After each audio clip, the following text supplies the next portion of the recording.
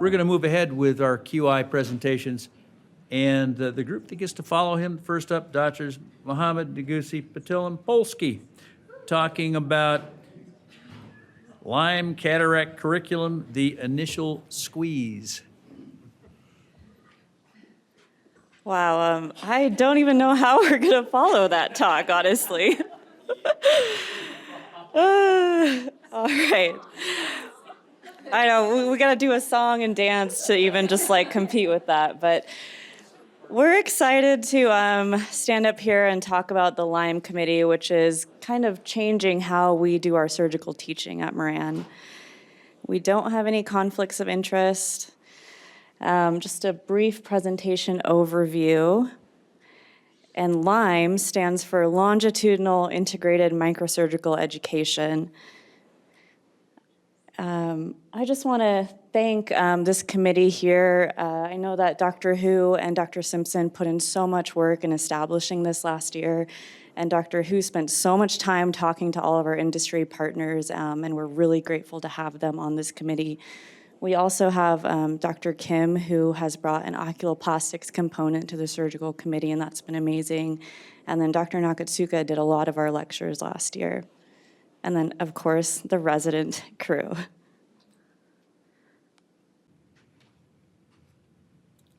As far as the curriculum, this was part of it was new, part of it was just an addition in regards to the surgical teaching that a lot of residents had prior to entering chief year with regard to specifically cataract surgery. And so the first component was our just-in-time cataract surgery sessions that are targeted specifically to each PGY class level between the incoming PGY 2, 3, and 4. Included pre-lecture worksheets, small group lectures, as well as a hands-on wet lab with an attending surgeon. This was a 4-week curriculum with weekly lectures that were spaced out between a month and a half. There was industry-sponsored wet labs throughout the year as well in regards to both IOL lens insertion, MIGS devices, and phacoemulsification. And then last year, something we were super excited about was the annual Moran Cataract Symposium, which was the inaugural symposium with Dr. Barry Seibel, who graciously took some time out of his busy schedule to give both a phaco-dynamics lecture as well as be involved in our symposium as well. As far as the just-in-time lectures, again, which were a set of 4 lectures that were spaced out about a week to 2 weeks at the end of the year, sometime around May and June, there was a dedicated curriculum for each class. And so this is a sample one for the PGY2 class that was going to be upcoming PGY3s. And each lecture had learning objectives, pre-work, as well as written and video, similar to the MOL curriculum with the flipped classroom model where residents were expected to perform some of the reading and the review prior to the lecture so that they could get hands-on instruction during the course.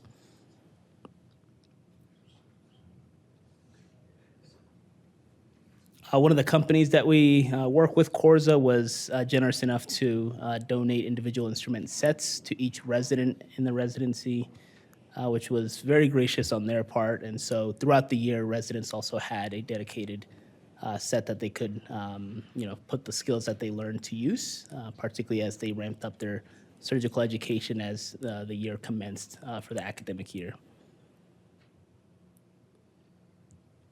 And then as far as the Lyme cataract curriculum, this was culminated in the Cataract Symposium with their Dr. Seibel, and didactics included intraocular lens selection, premium lens considerations, and an excellent lecture on phaco-dynamics written by the expert. And then wet labs included phacoemulsification. We had pig eyes as part of the day, and as well as specific models as well. And then in terms of specific complex cataract surgery instruction, residents were taught to how to place Malyugan rings, eye rings, caps retention rings as well, and then there was a lens loading component with all three major companies. And these are just some pictures from our symposium last year, where you see some of the fellows involved in teaching as well as the attendings. And again, it was a really great experience for everyone. And then I'll leave it to Ashley to kind of talk about the resident survey that was performed after our curriculum and symposium. Yeah, so we were interested in assessing resident responses to this kind of new and improved cataract curriculum. So we developed a retrospective survey that was given to all 12 ophthalmology residents who participated in the just-in-time lectures and the cataract symposium last year in 2024. This 5-minute survey assessed residents' self-rated pre- and post-workshop preparedness to perform different activities related to cataract surgery, and survey responses were analyzed using paired t-tests. The first section of the survey evaluated residents' self-rated ability to perform various activities related to cataract surgery, including pre-op patient counseling, interpreting biometry results, caring for cataract surgery instruments, understanding phagodynamics, loading intraocular lenses, and also addressing different intraoperative challenges such as posterior capsule tear or a poor pupillary dilation. Based on ratings on a 5-point Likert scale, with 1 being very poor preparation and 5 being very good preparation, residents reported significant improvements in their ability to perform these different activities after they had completed the cataract curriculum, and that was true for all 6 of these categories. And then the second section of the survey evaluated residents' self-rated preparedness to perform specific steps of routine cataract surgery, including paracentesis and main wound creation, capsulorhexis formation, hydrodissection, hydrodelineation, nuclear disassembly, cortex removal, and lens insertion. And again, for all 6 of these different categories, residents reported significant improvements in their self-rated preparedness to perform these steps of surgery after completing the cataract curriculum.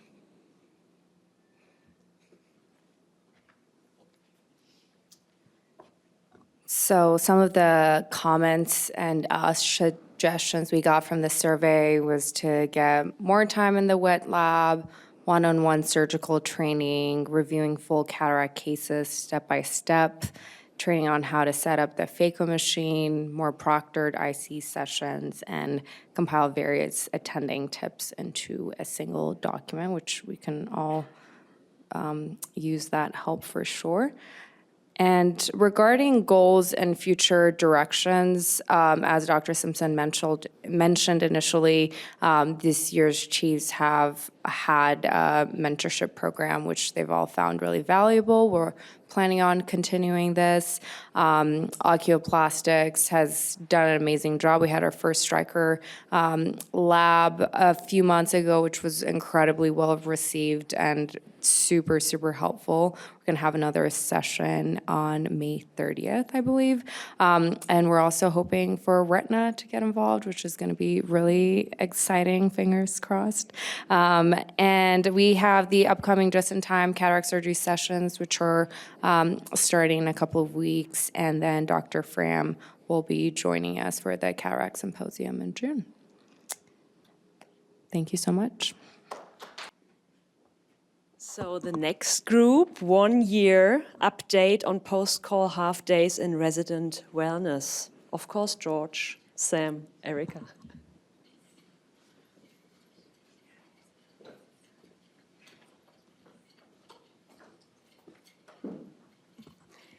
Hello again. We are going to be talking about, as Dr. Fleckenstein mentioned, some updated feedback on a new policy that we have for residents, which is a mandatory post-call half day. So just some background here. The ophthalmology residencies in general across the country tend to historically be characterized by a home call system, which means that we are not required to be in the hospital while we are on call unless we're seeing a patient. However, that does change how our duty hours are calculated and doesn't really comes with no obligation for us to be excused from work the next day. People have been looking at this at other programs where they have either switched to a night float system or provided some post-call relief time. At the University of Washington, they found that by providing some post-call relief time, residents had increased total sleep and they decreased their emotional exhaustion and stress. And at Duke University, they transitioned to a true night float system, and they found out that this reduced burnout, fatigue, and also showed that the switch to a night float system didn't decrease the number of cases residents were seeing or impact their clinical training as perceived by their advisors. So here at the Moran, we started looking at this about a year ago, largely because, at the end of winter into spring, this is historically a time when resident morale is on the low end of the year-long spectrum. This was also a time when there was increased national attention on ophthalmology wellness, because this was around the time, unfortunately, of the really tragic passing of Will West, who was a resident at the University of George Washington University.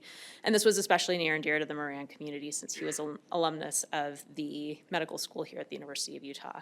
And so this kind of sparked a lot of conversation about what we can do to improve resident wellness here at the Moran Eye Center. And so in March, we had recommended to our leadership, and then Dr. Simpson implemented this new policy of a mandatory post-call half-day. And this is a new policy that basically says that when residents are post-call, they are required to go home the next day at noon, no questions asked. We decided it had to be a mandatory and not optional policy, just to make sure there was no comparison between residents, there was no pressure for people not to take the post-call half-day. One of our other residents, Madison Perchik, she surveyed the residents last year and found some really positive responses to that policy shortly after we implemented it and presented those results at AUPO last year. Now that we're a little over a year into this new policy, we've kind of been seeing some other impacts of the policy, and so we wanted to check in with the residents and see how things were going and make sure that this is still working for us 1 year later.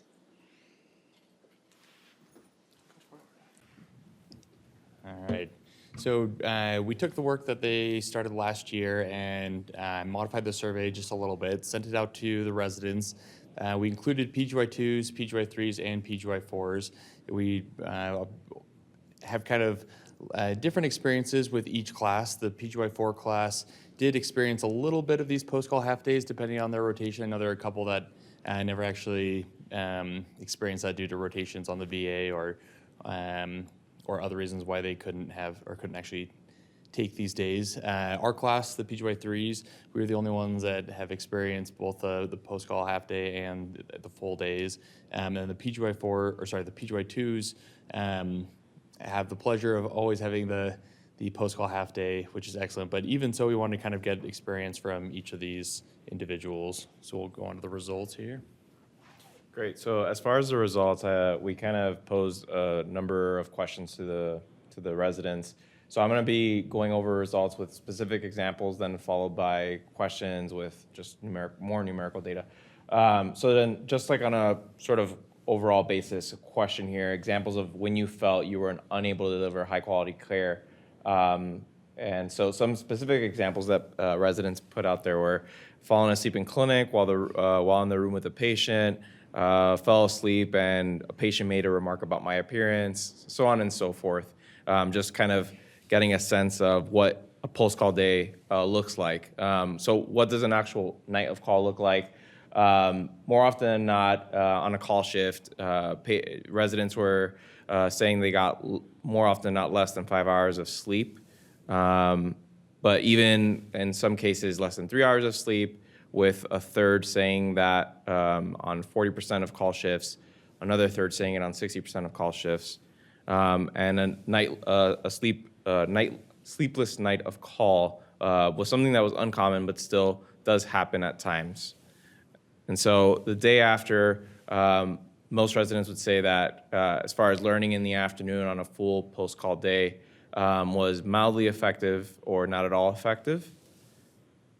And the ability to kind of deliver high quality care on the day after a night of call, most residents would say that it was somewhat compromised, if not very compromised, or two of them actually mentioned it being totally compromised. And so it kind of just demonstrates an obvious problem So then on a scale of 1 to 5, how negatively were you affected by working a full day after being post-call? And most people would say either a 4 or a 5. So specific examples of some positive changes after implementing the mandatory post-call half-day.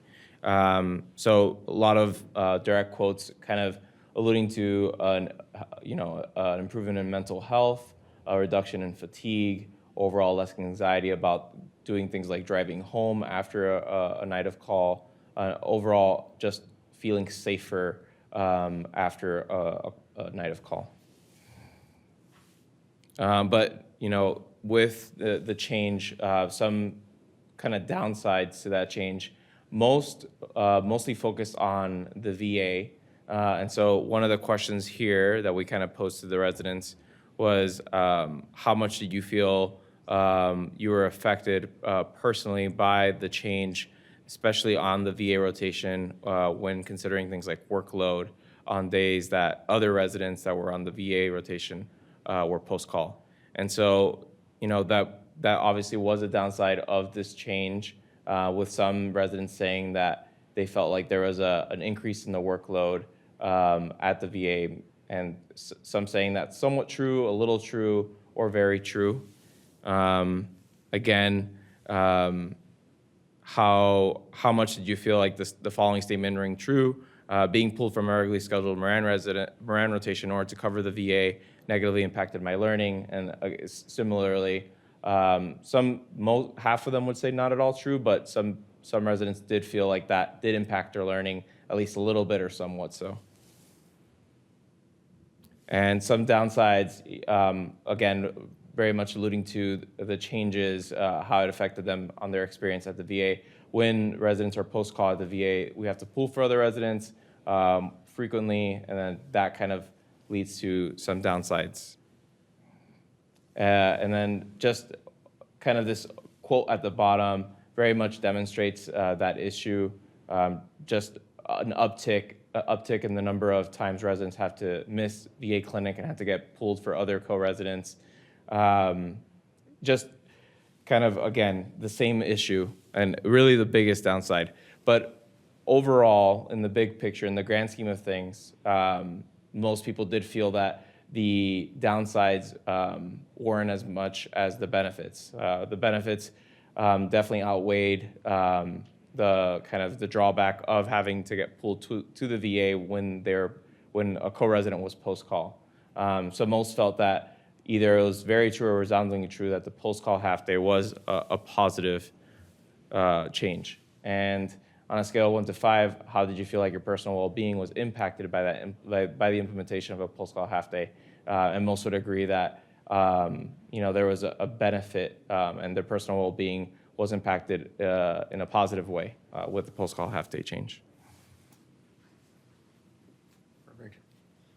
All right, so as you can see from our survey, the residents find that this is definitely increased well-being, and there are some disadvantages to it, most specifically with the VA or pulling from the VA. But even so, most say it's worth it.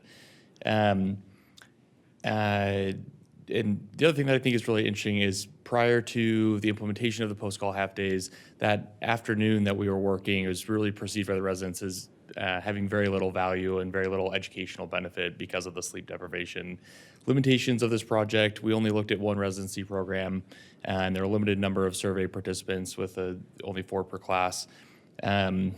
And around this time, we also made several other changes that have impacted resident wellness, specifically a lot more support for our consult resident, which was kind of a pain point that we had and an area of burnout for many of us. So I think it'd be interesting to kind of separate out kind of the benefits from those changes as well. Future directions, I'd love to hear kind of faculty or put together a faculty survey to see if they've noticed a difference in both the resident wellness, but also in perceived changes to their educational experience here at Moran. And big thank you to our academic team for making all these changes and listening to our feedback and helping to accommodate and continually make this a better, safer program. So our last presentation is pre-recorded. Nnana is still on his flight, I think. And so the title is Sight Fight, Gamifying Ophthalmology Education. I think, Ethan, you also have something to distribute. And actually, hello, everyone. I'm Nnana Amakiri. I'm one of the fourth-year residents here at the Moran Eye Center. Today, I'm going to present to you my quality improvement project titled Sight Fight, a card game I developed with hopes of gamifying ophthalmology education in the future. As previously discussed in my research project, there is a massive knowledge burden for ophthalmology and optometry students. Ophthalmology is visually rich and detail-heavy field that can be challenging for early learners to engage with. Traditional didactics and reading-heavy resources may not cater to all learning styles, especially during busy clinical schedules. Currently, passive learning really predominates the learning spaces, and I think there's a need for engagement, and that is what Sight Fight hopes to tackle. Other medical fields have successfully used gamification to improve engagement, retention, and enjoyment in learning. Although there still needs to be sufficient research to better understand the effects of gamification on learning, there's a lot of promise. I think there are 4 main reasons why gamification could work. Competition drives engagement, increasing motivation. The level of enjoyment increases study time. There's increased retention through the active recall, strengthening memory. And in social learning, peer interaction reinforces concepts. So in summary, there's a complexity of learning material challenge. Our traditional methods are not particularly engaging, leading to decreased retention. Gamification has shown progress, and there are a few ophthalmology-specific learning games known to many of us. So the ultimate goal of Sight Fight is to really help learners learn ophthalmology through play. My timeline looked like this. I spent hours with the help of a couple students creating a prototype, selecting the content we wanted to use, creating and printing out the card before waiting for them to be shipped, which took about a month. We have now been in the informal testing period, which just means we're playing, and gaining feedback on ways in which we can improve the game moving forward. So what is the game? There are about 20 unique eye structures distributed across all players. The goal of the game is to knock out everyone else's eye structures, or knock out other teams if you decide to do pairs. The cards are all cartoon style with a mixture of humor and educational value. The icon on the top left of the card tells you exactly what kind of card it is. In this case, all 3 cards pictured are eye structure cards. The icon on the top right is a shortcut icon for quickly IDing these cards. This is only pertinent for structure cards. The number on the bottom right represents how many health points this card has before it is eliminated. These 3 cards shown have a spear icon in the top left of them. This represents attack cards. The images are all AI generated, and on the bottom, you can usually find an educational nugget on the disease you are playing. The top right shows the quick ID eye structure that these cards can be played against. If these 3 cards look like residents to you, you might have guessed right. Here we have a cameo from Ashley, Amen, and young Mubarak. Here are some more sample cards, all with unique characteristics. For example, on the Riley-Day syndrome card on the right, you'll see a new starry icon, which represents special cards. These special cards have special functions like protecting a given structure and a whole lot more. The description for this card gives you a handy way of remembering what the mutation is for this specific syndrome, a low yield but testable fact. You'll see even a shield icon like on the card in the middle. This denotes some type of protective effect. And the fire icon on the top right of the card in the middle and the card on the left. This indicates that this card can be played out of turn at any time. And I know what you're thinking. These people look awfully familiar. I heard we couldn't do a roast, so this is my next best attempt. And yes, that is Brandon thinking he can still do pediatrics on the right most card. And you can appreciate the result. A slip muscle. Overall, there are 21 eye structure cards, over 140 unique playable cards, and the game is estimated to be played by 3 to 7 people, lasting roughly 30 minutes per game. In the words of Albert Einstein, play is the highest form of research. While I have not done much analytical research on this project yet, we have played a ton, research accomplished.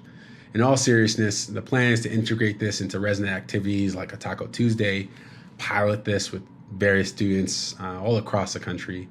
Use pre and post surveys to really understand whether or not people are learning something new, whether or not they enjoy this, and really was this more fun than their usual studying. And then I hope to adjust the card count, the complexity of the game, rules, pacing, various issues that might arise with time. Here are some future directions that I probably run out of time to pursue, but you can read as follows. Ultimately, I think humans are hungry for creative ways to learn. Visual, interactive tools enhance recall and deepen understanding. Gamification lowers the stakes and increases the willingness to engage during downtime or fatigue. I think simplicity is key. Balance fun with educational depth. SightFight turns ophthalmology education into something memorable, social, and actually fun. It's more than a game. It's a step toward making learning more learner-centered. And I want to acknowledge all the core residents who helped me test the early versions and program leadership for really supporting my creativity in this project. And here are my references. And I just want to say thank you once again. I can't wait to play another round with you all when I get back from Tanzania soon. Thank you again for making these last 4 years truly unforgettable.